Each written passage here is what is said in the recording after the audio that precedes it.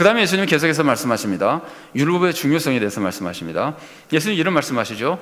내가 율법을 폐하러 온 줄로 생각하지 말아라. 나는 율법을 폐하러 온 것이 아니라 완전하게 완성시키기 위해서 왔다. 이렇게 말씀하시죠. 예수님이 이런 말씀 왜 하셨을까요? 예수님이 왜 내가 율법을 폐하러 온 줄로 생각하지 말라고 그러셨을까요? 사람들 생각에 예수님이 율법을 폐하는 줄로 착각한 거예요.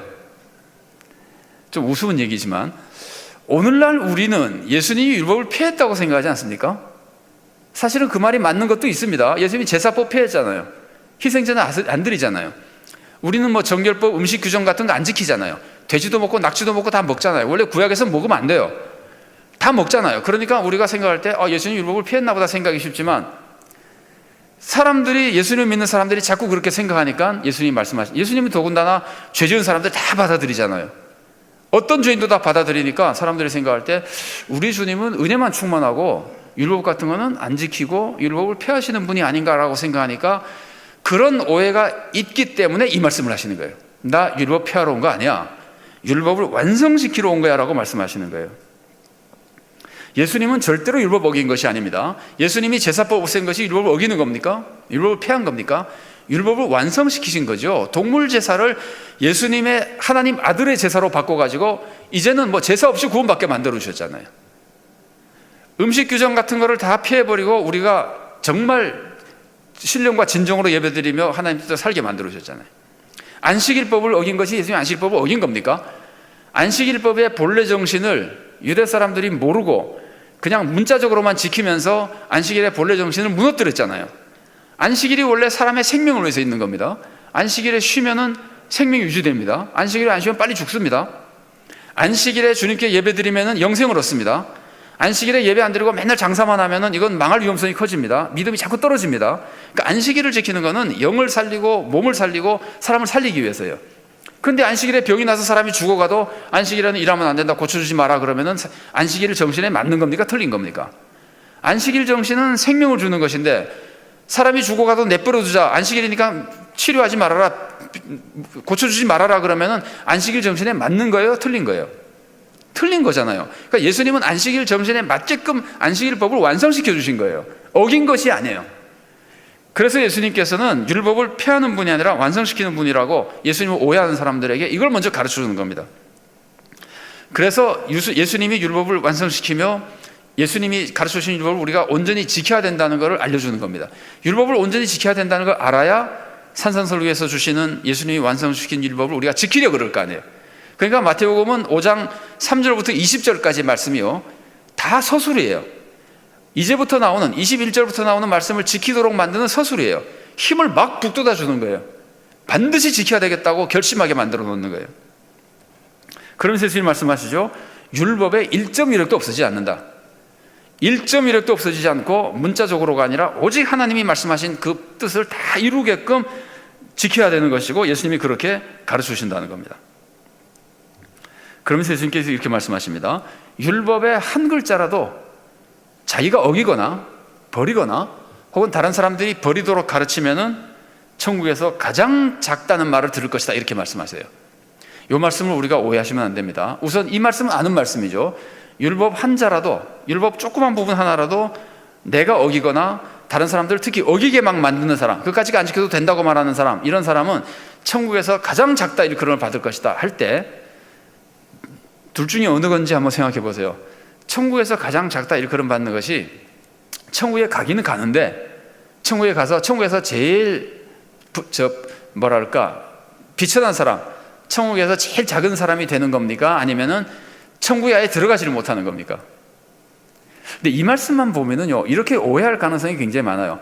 천국에는 들어가는데 천국에 가보니까 내가 제일 부족한 사람이구나 라는 것처럼 생각할 수가 있는데 그건 오해입니다. 아니, 천국에만 들어가면 부족한 게 없어요. 천국에서 크고 작은 게 무슨 상관이 있습니까?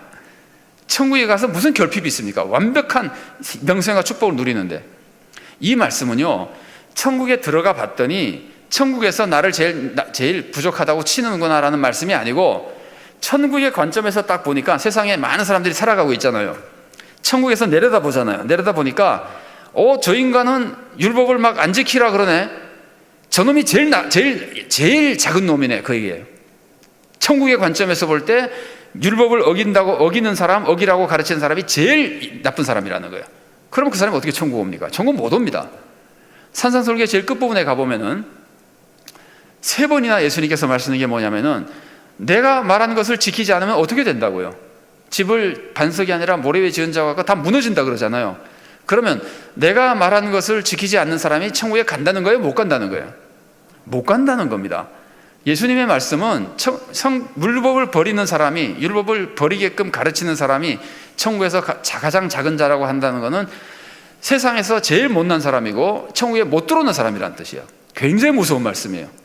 그래서 예수님이 율법에 대해서 하신 말씀이 이겁니다. 나는 율법을 하나도 피하지 않고 완전하게 만들어서 너희들을 지키도록 인도할 것이고, 누구라도 그 율법 하나를 무시하면 안 되고, 그걸 무시하고 저버리는 사람은 천국에서 볼 때는 제일 나쁜 사람이고, 그런 사람은 천국에 못 들어간다고 위협하시는 겁니다. 그래서 우리가 정말 정신 차리고 율법의 말씀대로 살게 하려고 예수님께서 가르쳐 주시는 겁니다. 그럼 천국에서 큰 사람은 어떤 사람일까요? 율법을 최선을 다해서 지키고 율법을 지키라고 사람들을 가르치는 사람입니다. 율법을 지키라고 가르치는 사람들, 이 사람이 어떤 사람이냐면요, 예수님이 어제도 우리가 읽은 것 같은데, 예수님이 그 지상명령, 마태복음 28장에 나오는 지상명령에서 너희는 모든 민족을 제자로 삼아 아버지와 아들과 성령의 이름으로 세례를 베풀고 믿게 하는 거죠. 베푼 다음에 뭐 해야 되냐면은 내가 너희의 분반 모든 것을 가르쳐 지키게 하라 그러죠. 그래서 예수님의 말씀대로 지키고 살도록 하는 이 사람이 예수님의 지상명령을 지키는 사람이고 천국에서는 큰 사람이에요. 그러니까 율법을 구약의 율법으로 제한하면 안 됩니다. 율법은 구약의 율법을 완성시킨 하나님의 뜻대로 살게 예수님이 가르쳐준 모든 것이 성격상 율법입니다. 근데 그걸 예수님께서 지금 강조하고 있는 겁니다. 그러면서 예수님이 이런 말씀도 하십니다. 너희 의가 서기관과 바리새인의 의보다 더 낫지 않으면 천국에 들어가지 못한다. 그러면 우리의 의가 예를 들면 바리새인의 의보다 나아야 되잖아요. 그럼 이거를 이렇게 생각할 수도 있어요.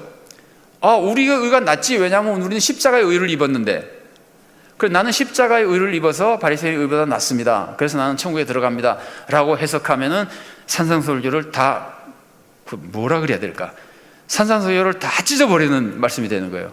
여러분 생각해 보세요. 내가 십자가의 의로 바리새인의 의보다도 낫고 율법의 의보다도 낫고 십자가의 의로 구원받는다 그러면은 산상설교로 배울 필요가 뭐 있습니까?